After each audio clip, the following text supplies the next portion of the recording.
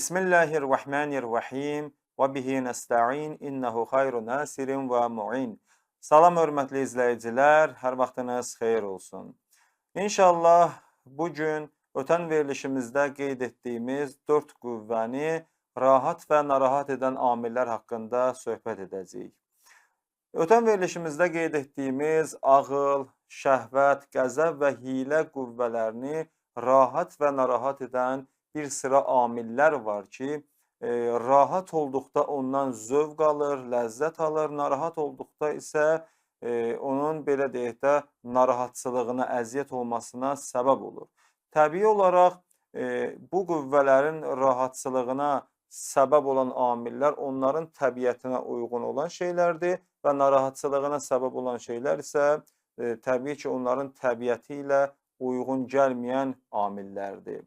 Məsələn, bunlardan birincisi ağıl qüvvəsidir ki, onun yaradılışından məqsəd nədir? İşlərin mahiyyətini, əsasını, həqiqətini bilmək olduğu üçün elm, savad, bilik, bu kimi şeylər onun rahat olmasına səbəb olur. Bunun əksi isə nədir? Məsələn, cəhalət, nadanlıq, qəflət, bu kimi şeylər də onun narahatçılığına səbəb olur. Yəni, ağıl qüvvəsi dedik ki, nədir? İnsanın elm, bilik, bunlar onun təbiətinə uyğundur.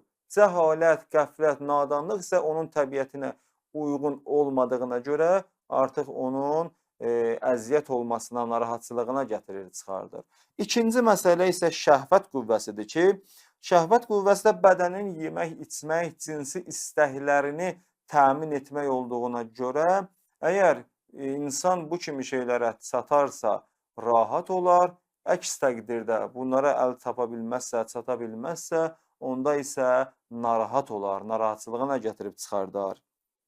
Üçüncüsü, qəzəb qüvvəsidir ki, onun da təbiəti qələbə çalmaq, belə deyək də, qalib gəlmək olduğuna görə, əgər bu kimi şeylər olsa, rahat olar. Bəli, qələbə çaldı, insan nəfsi onda rahat olur. Yox, əgər məğlub olsa, məsələn, nə isə əldən versə, o zaman bunun narahatçılığına gətirib çıxardar. Dördüncüsü isə hiylə qüvvəsidir ki, o da eyni ilə belədir. Əgər öz məkirli planına, məqsədinə gedib çata bilsə, rahat olar, əks təqdirdə isə bunun narahatçılığına gətirib çıxardar. Diqqət eləyin burada. İnsanda biz dedik ki, 4 əsas qüvvə var və 4 əsas qüvvə olduğu kimi insanda onun rahatlıq və narahatlığın, yəni ləzzət və ağrıların da 4 dənə belə deyək növü var. Bunlar nədir? Bunlar əqli, şəhəvi, qəzəbi və xəyali ləzzət və ağrılardır. Və burada önəmli məsələlərdən biri budur ki, bu ləzzətlərin ən üstünü əqli ləzzətlərdir. Yəni, bu qeyd elədiyimiz 4 dənənin ən üstünü əqli ləzzətlərdir. Digər ləzzətlər isə əqli ləzzətlərlə müqayisədə elə də bir önəm daşımır, elə bir əhəmiyyəti yoxdur. Amma təəssüflər olsun ki, cəmiyyətin əksəriyyəti, insanların bir çoxu ancaq digər ləzzətlərdə qərq olduqlarına görə, belə deyək də, bunlar da əsasən heyvani ləzzətlərdir. Bunlar bir çox insanlar əqli ləzzətlərdən məhrum olublar. Onların həqiqətindən qafil olublar. Və burada bir əsas məsələ də budur ki, ləzzət təkcə cismani ləzzətlərdən ibarət deyil. Diqqət edin, təəssüflər olsun ki, həqiqətən də bir çox insanlar ləzzətləri sadəcə olaraq ancaq cismani, maddi məsələlərlə məhdudlaşdırırlar ki, ləzzət ancaq bu kimi şeylərdən ibarətdir. Xeyr, ləzzət təkcə bunlarla ibarət deyil. Bəzi insanlar, belə deyək də, insanların xoşbəxt olmasını, onların yemək, içməyə, cinsi ləzzətlərin dalınca gedib onlara nail olmasında görürlər ki, bəli, əgər bir insan bu kimi şeyləri ələ gətirə bilsə, o zaman həmən şəxs xoşbəxt insandır. Yəni, əqli yox, digər ləzzətlərin arxasıca düşmək insanların xoşbəxtçiliyi kimi sayılır bəzilərinin düşüncəsində. Təbii olaraq belə insanlar axirət ləzzətlərini də huri, qılman, cənnətdəki yemək, içmək bu kimi digər şeylərdə görürlər. cəhənnəm əzabını isə elə cəhənnəmin atəşində, odunda və bu kimi şeylərdə görürlər ki, elə bilirlər ancaq ləzzət və ağrı bunlardan ibarət. Əslində o cür deyil və bu düşüncə sahibləri, diqqət eləyin, bu təfəkkürdə olan insanlar hətta etdikləri ibadəti belə cənnətdəki ləzzətlərə çatmaq və cəhənnəm əzabından xilas olmaqdan ötürü yerinə yetirirlər. Yəni ibadət bir növ ticarətdir burada. Halbuki Həzrəti Əmir-əl-Möminin Əli əleyhissalam buyurur ki, İlahi, mə əbədtuka xavfən min nərikə və lə təmən fi cənnətik.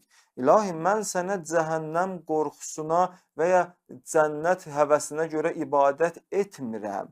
Bəs nəyə görə ibadət edir Əmir-əl-Möminin? Ləkin vəcədtukə əhlən lil-ibadəti fəəbədtuk. Səni ibadətə layiq gördüyüm üçün sənə ibadət edirəm. Yəni Əmir-əl-Möminin nə cənnət həvəsinə, nə də cəhənnəm qorxusuna görə Allaha ibadət etmir. Bizlər də gərək özümüzü Əmir-əl-Mömininə az da olsa oxşatmağa çalışaq. Cənnət cəhənnəmə görə yox, yalnız Allahın özünə görə ona ibadət etməyə çalışaq inşallah. Və burada bir məsələni də diqqətinizə çatdırım ki, bu cür insanlar ki, ləzzəti yalnız yemək, içməkdə, gözəl paltarlarda, mal dövlətdə, məsələn, intim münasibətlərdə, bu kimi şeylərdə görən və bunlarla məhdudlaşdıran insanlar, bu dediklərimizə əhəmiyyət verməyən, bu kimi şeylərə o qədər də önəm verməyən insanları yoxsul hesab edirlər, onları xor görürlər, onlara yuxarıdan aşağı baxırlar. Baxın, bu maddi məsələlər, bu cismani ləzzətlər nə zamandan bəri insan üçün kamal hesab olunubdur? Yemək, içmək nə zamandan bəri insan üçün kamal hesab edilibdir? Diqqət edin, əgər yemək, içmək insan üçün kamillik nişanəsidirsə, bəs onda nəyə görə çox yeyən insana qarınqulu deyildikdə bu şəxs o sözdən narahat olur?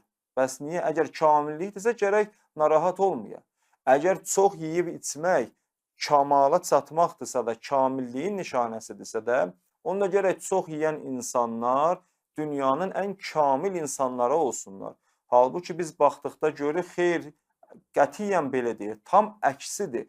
Ən kamil insanlar ki, Allah Taala'nın peyğəmbərləri, imamlardır, görürük ki, onlar ən az yeyən insanlardır, ən az yatan insanlardır. Deməli, bunlar insan üçün kamillik nişanəsi ola bilməz və burada bir önəmli məsələ də var. Onu da diqqətinizə çatdırım ki, baxın, cismani ləzzətlər ki deyirik, bunlar əslində ləzzət deyillər. Həqiqətdə bunlar insan vücudunda olan bir sıra narahatçılıqları aradan qaldırmağa insana kömək eləyirlər. Məsəl üçün, insanın yemək yeməsi onun acılığını aradan aparır. Üzr istəyirəm, intim münasibəti onun bədənindəki spermanı insandan xaric eləyir. Baxın, insanın öz aclığını aradan aparması və ya bədənindəki spermanı xaric etməsi nə zamandan bəri insan üçün kamillik hesab edilir? Əlbəttə ki, bunlar insan üçün heç vaxt kamillik ola bilməz. Çünki insan bu kimi şeylərdə heyvanlarla müştərəkdir. Heyvan da acanda gedir, öz aclığını yeməklə aradan qaldırır. Onlar da öz, belə deyək də, intim münasibətləri olur. Bu kimi şeylərdə ki, insanla heyvan şərikdir, insanın o zaman heyvandan üstünlük səbəbi ola bilməz bunlar. Və burada bir önəmli məsələ də budur ki, bunu diqqətinizə çatdırım. Ağıl qüvvəsində insan mələklərlə, şəhvət, qəzəb və hilə qüvvəsində isə heyvanlar, yırtıcılar və şeytanlarla şərikdir. Yəni, insan gərək diqqət eləyə, baxa ki, hansı qüvvənin arxasıca gedir, hansı qüvvəyə tabe olur və diqqətli olmalıdır ki, tabe olduğu o qüvvədə, həmin o qüvvədə ki, məsələn, şeytanla ya heyvanla yoxsa mələklə şərikdir, buna gərək insan önəm verə, diqqət eləyə ki, heyvanların cərgəsinə qoşulur, yoxsa mələklərin mi cərgəsinə qoşulur? Bu üçün gərək biz diqqətli olmalıyıq. Baxın, birinci məsələ ağıl qüvvəsidir. İnsan əgər ağıl qüvvəsini, məsələn, bütün qüvvələrimizə hakimlik elərsə, əgər ağıl qüvvəsi digər qüvvələrə qalib gəlsə, o zaman insan Allaha, Peyğəmbərə tabe olar. O zaman insan, belə deyək də, həqiqi insanlardan sayılar və insanın məqamı mələklər və onlardan da üstün səviyyəyə gələr çıxar. İnsanın dəyəri, qiyməti mələklərdən də yuxarı olar və onlardan artıq olar. İkincisi şəhvətdir ki, əgər şəhvət qüvvəsi insanı öz əsirinə çevirsə, onda nə olar? Onda insan gözəl yeməklər, gözəl yaraşıqlı qadınlar və bu kimi şeylərin, belə deyək də, ardıca olar. Həmişə bu düşüncədə, bu təfəkkürdə olar və belə bir insan öz şəhvətininəsirinə çevrilər və heç vaxt, belə deyək də, əsl insan kimi yaşaya bilməz, həqiqi kamala çata bilməz. Üçüncü məsələ isə qəzəb qüvvəsidir ki, əgər qəzəb qüvvəsi insana qalib gəlsə, insan həmişə başqalarını döyməyə, incitməyə, yuxarı vəzifələrdə oturmağa və bu kimi digər hegemonluqlara meyilli olar ki, həmişə insanların əlindən onların haqqını alsın, onlara zülm eləsin, əsas özü getsin, bir yerə çatsın. O zaman da insan nə olar? Yırtıcılar cərgəsinə qoşulmuş olar. Dördüncü məsələ isə hilədir ki, əgər hilə qüvvəsi insana üstünlük əldə edərsə, digər qüvvələrə qalib gəlsə, onda nə olar? İnsanın bütün diqqəti, fikri, zikri, hilə, kələk, fırıldaqçılıq, başqalarını aldatmaq, onların haqqına girmək, bu kimi şeylər olar və belə olduqda da insan o zaman nə olar? İnsanlıq səviyyəsindən çıxar, şeytanların cərgəsinə qoşulmuş olar. Əziz tamaşaçılar, bu 4 dənə qüvvəni dedik və qeyd etdik. Bunlara gərək diqqətli olaq ki, biz özümüzü bu digər 3 qüvvəninəsirinə çevirməyək. Çünki bunların əsrinə çevrilsək, təsirinə düşsək, insan insanlıq mərhələsindən çıxar, heyvan, yırtıcı və şeytanlar cərgəsinə qoşular. Yox, əgər ağıl qüvvəsinə tabe olsaq, ağıl qüvvəsi qalib gəlsə, o zaman insan mələklər cərgəsinə qoşular və ən üstün məqamlara gəlib çata bilər. Allah Teala bizləri də ağıl qüvvəsinə tabe olan bəndələrindən qərar versin inşallah. Vəssalamu aleykum və rəhmətullahi və bərəkatuhu.